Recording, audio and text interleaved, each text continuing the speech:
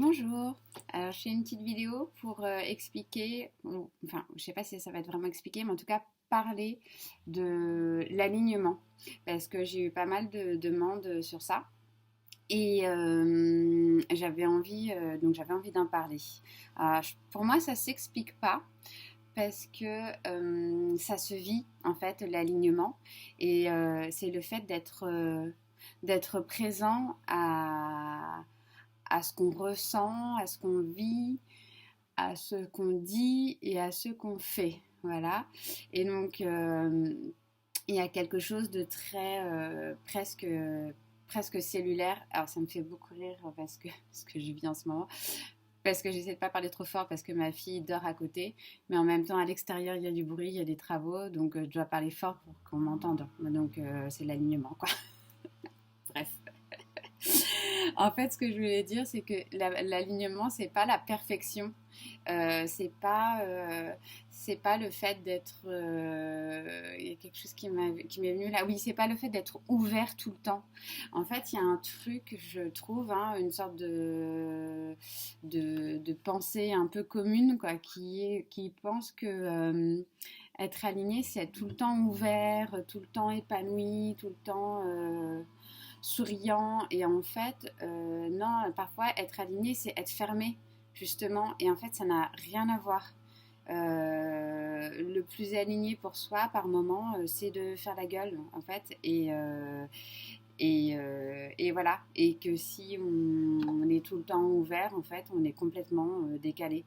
Et donc, je pense qu'il faut faire attention à ça, au fait de pas trop rigidifier euh, cette notion d'alignement et de pas en faire une quête parce qu'en fait je pense que plus on le cherche moins on le trouve parce que quand on cherche quelque chose du coup forcément on l'a mentalisé donc on a une idée de ce que ça peut être et du coup on passe à côté parce que quand on le vit on le reconnaît pas parce que ça ressemble pas à l'idée qu'on s'en est faite je sais plus mais en tout cas donc voilà, donc c'est hyper important, je pense, de lâcher la recherche ou la quête d'alignement pour le vivre en fait tous les jours, au quotidien.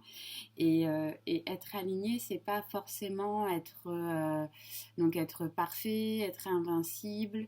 C'est pas tout ça. C'est parfois hyper inconfortable, mais ça peut être par exemple le faire d'être brusque peut-être dans une situation ou de dire un non brusque par exemple et pas un non souriant, gentil avec les communications non violentes parce qu'en fait la personne en face non seulement c'est aligné avec soi parce qu'on a besoin de dire non, mais qu'il y a la façon dont on le fait, et elle est aussi reliée à la personne qu'on a en face ou la situation qu'on a en face qui peut-être demande de la brutalité pour être comprise. Et ça, et en fait, plus on va y répondre dans le moment présent et plus on va être aligné. Et donc oui, c'est inconfortable, mais après, une fois qu'on a vécu le truc, alors moi c'est ce que je ressens, il y a vraiment quelque chose de l'ordre de la satisfaction, un truc, une sorte de complétude, de satisfaction qui était ok, c'était brutal, c'était je sais pas quoi, ou c'était niais, ou je sais pas comment je l'ai dit, mais euh, c'était aligné, c'était qui j'étais à ce moment-là. Et je me suis honorée en fait, je me suis respectée dans l'instant. Donc voilà, j'avais vraiment envie de parler de ça parce que sinon on pense que être aligné ou être centré, ouais, c'est quelque chose de, je sais pas, j'ai une image de papy glacé quoi, enfin, et ça va pas, ouais, et ça va pas du tout. Donc voilà, donc si vous avez envie de travailler votre alignement avec moi, n'hésitez pas, moi j'adore ça. Et voilà, comme j'ai les capacités que j'ai travaillé hein, de ressentir tous les petits décalages en séance et bah, vous aider à vous recaler sur vous et à être aligné et imparfait. Voilà. Merci de m'avoir écouté.